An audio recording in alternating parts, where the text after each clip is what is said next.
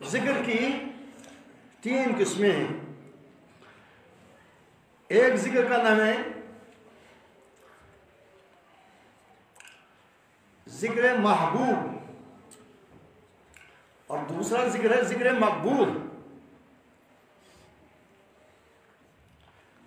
ذکر مقبول یہ ہوتا ہے کہ آدمی کسی وجہ سے اللہ کو یاد کر رہا ہے, ذرا سی پریشانی اللہ کو یاد کر رہا ہے, جہنم کی فکر سوار ہوئی, جہنم سے بچنے کے لیے اللہ سے درخواستیں کر رہا ہے, جنت کی تمنا ہوئی تو جنت کی تمنا میں اللہ کو یاد کر رہا ہے, جنت کی نعمتیں یاد آئی اس وجہ سے اللہ جل شانہ کو یاد کر رہا ہے.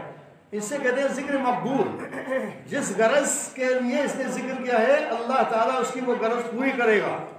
اگر مرنے کے وقت میں یہ چاہ رہا تھا میری آسانی ہو جائے اس لیے ذکر کر رہا تھا, اللہ اس کو یاد کرے گا, آسانی کے ساتھ جان نکل جائے گی. لوگ روتے ہوں گے, یہ ہنستا ہنستا چلا جائے گا.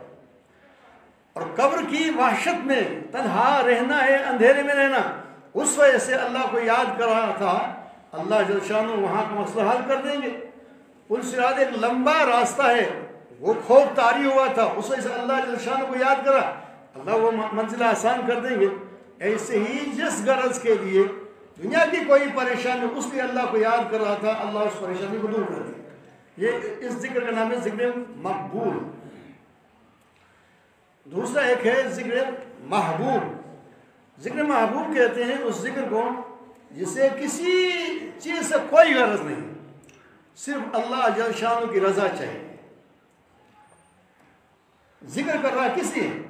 صرف اللہ راضی ہو جائے, اور کوئی نہ دنیا کی کوئی غرض ہے نہ آخرت کی کوئی پرواہ ہے. کیا کرے گا اللہ جل شانہ, کیا نہ کرے گا, اس کی مرضی. میں ذکر کر رہا ہوں کہ مجھ سے میرا اللہ راضی ہو جائے. حدیث پاک میں آدمی اگر یہ ذکر کر رہا ہے, اس کا ایک وقت ایسا مقام ہوتا ہے کہ اس کے سارے اعضاء اللہ جل شانہ کے اعضاء بن جاتے ہیں. یعنی اللہ جل شانہ کی خاص تجلی ان کے اعضاء پر آ جاتی ہے. خاص ایک تجلی, خاص ایک تعلق. ویسے ہر انسان کے ساتھ اللہ جل شانہ کا تعلق ہے, اس تعلق کی وجہ سے ہم چلتے ہیں, بولتے ہیں, اٹھتے ہیں, بیٹھتے ہیں. اللہ جل شانہ کا سارے انسانوں کے ساتھ ایک تعلق ہے, لیکن ایک خاص تعلق اللہ کو اس بندے کے ساتھ ہو جاتا ہے.